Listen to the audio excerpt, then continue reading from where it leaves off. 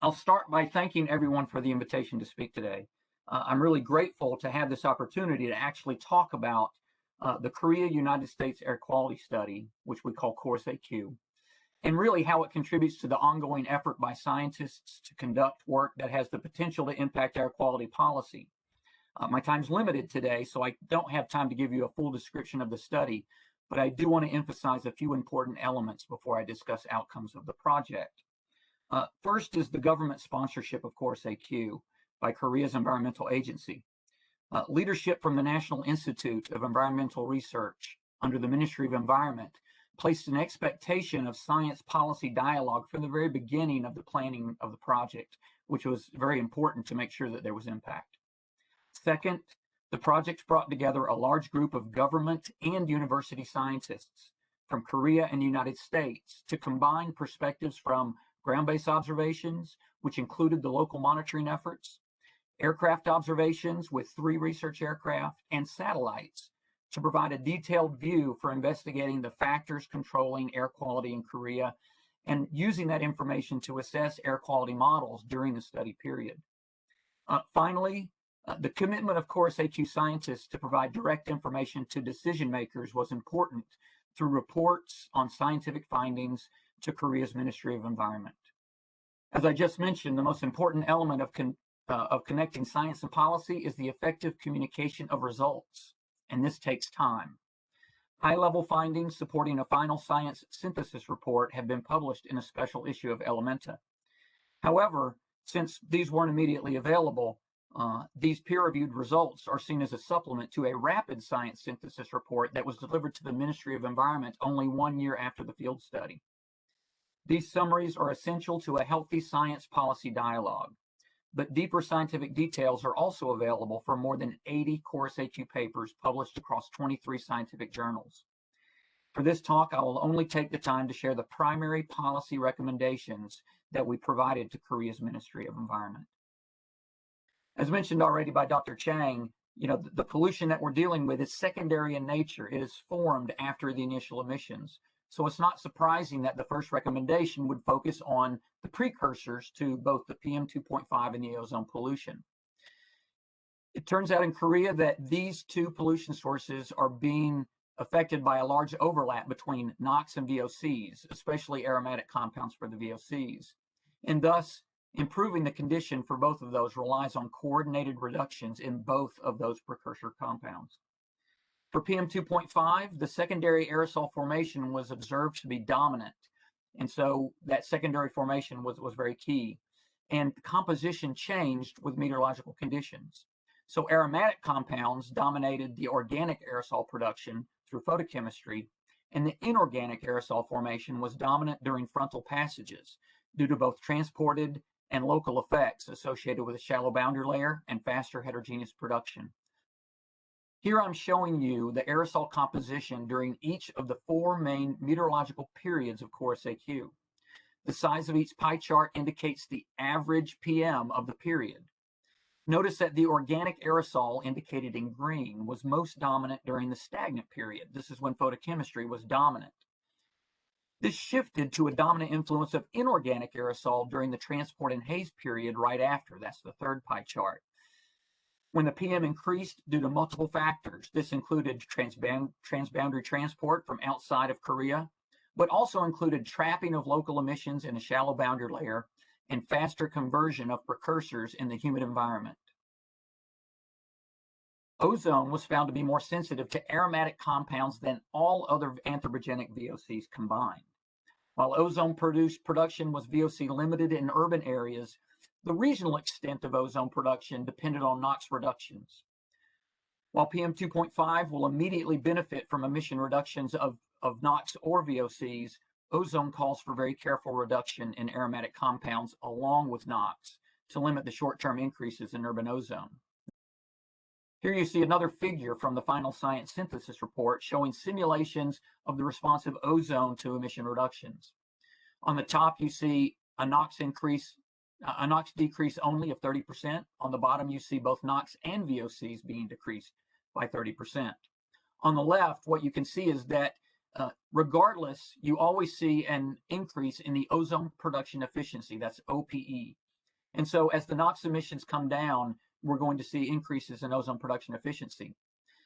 In the middle, you see the responses of ozone for NOx only, and NOx and VOCs also being reduced. And what you can see is that the urban area of Seoul and the various cities along the coast would not see an ozone reduction unless VOCs are also reduced at the same time, showing the very strong sensitivity of the ozone to the NOx chemistry. The second recommendation relates to emissions, which were improved based on the KORUS-AQ observations.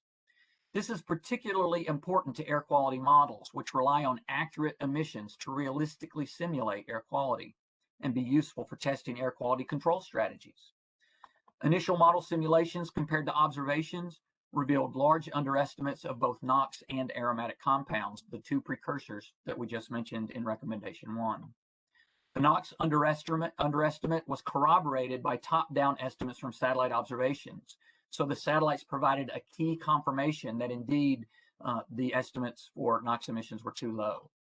For aromatic emissions, it turned out that the VOC emission totals were in good agreement, but their speciation was off. And so respeciating what the mix of VOCs was in the environment had to take place. These updated emissions dramatically improved the model simulations, but observation-based source apportionment points to diverse and broadly distributed sources of the aromatic VOCs, including both paint and non-paint solvent use, that will be difficult to target without more detailed knowledge of their use and specific products that are being used to target. On the left, I'm showing you the most abundant VOCs that were observed during KORUS-AQ. When considering their OH reactivity, the aromatic compounds, specifically toluene, which is listed as second most important, and xylenes, listed as third most important, emerge as the dominant anthropogenic compounds. On the right, you can see results from positive matrix factorization that pointed to different sources for the aromatics, with paint sources pointing towards the xylenes and the non-paint solvent use pointing to the toluene. Even deeper than this positive matrix factorization, specific product uses and sources for those VOCs are in need of study. The third recommendation relates to large underestimates of VOC emissions from industrial point sources, which warrant continued scrutiny and verification. KORUS-AQ flights enabled direct sampling of point sources with good agreement between observations reported for stack emissions of NOx and SO2. By contrast, VOC emissions were shown to be underestimated by factors of 2.5 to 4 at the Daesan Chemical Facility, which is the dominant source in Korea. These emissions carry health risks to both the local workers, but also the local communities due to the hazardous pollutants in their oxidation products. The VOC emissions are more difficult to monitor since they do not come from stacks. Instead, they come from fugitive emissions that include a multitude of facility components. These include storage tanks, transport pipelines that are throughout the complex, the movement of material to nearby shipping sites, petroleum production and handling, as well as combustion and flaring operations. Here I'm showing you a few examples of observations collected in the vicinity of Daesan by circling the facility, which is shown on the left, and intercepting the Daesan plume downwind on the right. Both of these methods were used to derive emissions estimates from the facility and were shown to corroborate each other, confirming that the underestimate was in fact the case. Recommendation 4 focuses on the best use of models to understand air quality and support decision making. While observations can tell us when air quality is poor, it's only by predicting the future through policy changes that we can understand what we need to do. And so the models are the key point in helping us decide what the right decisions are. The KORUS-AQ team employed a hierarchy of models covering regional to global domains. They had various resolutions and complexity in their treatment of ozone and PM formation.